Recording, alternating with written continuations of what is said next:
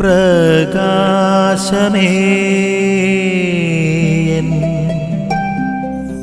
മിഴി തുറക്കുക വേഗം. ശോശിയായിരിക്കട്ടെ.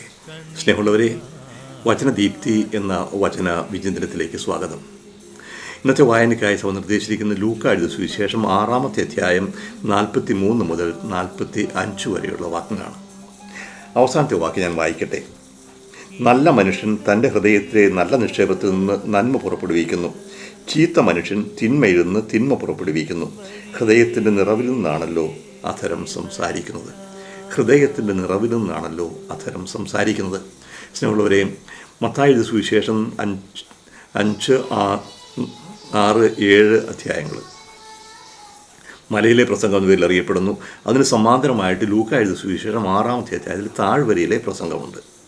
വളരെ സമ്മറൈസ് ചെയ്തതാണ്. അതിൻ്റെ അവസാന ഭാഗത്താണ് യേശു പറയുക. ഇപ്പോൾ ഹൃദയത്തിൻ്റെ പ്രാധാന്യത്തെ എടുത്തു കാണിക്കുകയാണ്. ഹൃദയത്തിന് നിറവിൽ നിന്നാണ് അധരങ്ങൾ സംസാരിക്കുന്നത്.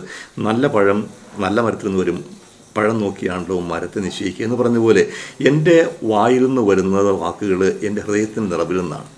അവരനെ കുറ്റം വിധിക്കുക, പരസ്പരം തമ്മിൽ തല്ലിക്കുക, വിധിക്കുക, ഒരുപാട് നാശനഷ്ടങ്ങൾ വരുന്ന നമ്മുടെ സംസാരം ഇന്ന് ഒരുപാട് കേൾക്കുന്നു. നമ്മുടെ മാധ്യമങ്ങളിലാണെങ്കിലും എല്ലാ തലങ്ങളിലും പരസ്പര വിദ്വേഷം ജനിപ്പിക്കുന്ന ഒരുപാട് സംസാരങ്ങൾ നടക്കുന്നുണ്ട്. മനുഷ്യനിൽ ആവശ്യമില്ലാത്ത ആസക്തികൾ ഉണർത്തുന്നു, പ്രലോഭനങ്ങളിലേക്ക് നയിക്കുന്നു. ഇതിൻ്റെ എല്ലാം പിന്നിൽ പ്രവർത്തിക്കുന്നത് ഹൃദയമാണ്. ഓരോരുത്തരുടെയും ഉള്ളിലിപ്പാണല്ലോ വാക്കിലൂടെ പ്രകടമാവുക. ഹൃദയം ശുദ്ധമായെങ്കിലേ അധരം ശുദ്ധമാവുകയുള്ളൂ. പല്ല് തേച്ചതുകൊണ്ടോ വാ കഴുകിയതുകൊണ്ടോ ശുദ്ധമാവുകയില്ല. ഹൃദയമാണ് ശുദ്ധമാകേണ്ടത്.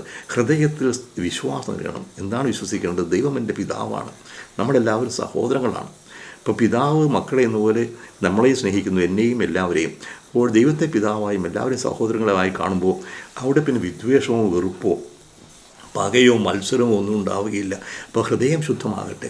ഹൃദയത്തിൻ്റെ നിറവിൽ നിന്ന് അധരങ്ങൾ സംസാരിക്കണം. അപ്പോൾ നമ്മുടെ വാക്കുകൾ നമ്മുടെ വ്യക്തിത്വത്തെയാണ് പ്രകടമാക്കുന്നത്. ഓർക്കുക, ഞാൻ മറ്റുള്ളവരെ കുറ്റം പറഞ്ഞ് നടക്കുന്ന വ്യക്തിയാണെന്നുണ്ടെങ്കിൽ സ്വന്തം കുറ്റങ്ങളാണ് അവൻ പറയുന്നതെന്ന് ഓർക്കുക. അപ്പം എല്ലായിടത്തും നന്മ കാണാനുള്ള ഒരു കാഴ്ചപ്പാടാണ്. നല്ല കാഴ്ചയെക്കുറിച്ച് പറഞ്ഞു. ആ കാഴ്ചപ്പാട് തന്നെ ഹൃദയത്തിൻ്റെ ഭാഗത്തുണ്ടാകണം. ഹൃദയത്തിൻ്റെ നിറവിൽ നിന്നാണ് അധരങ്ങൾ സംസാരിക്കുന്നത്. അപ്പോൾ ഹൃദയം ശുദ്ധമാകട്ടെ.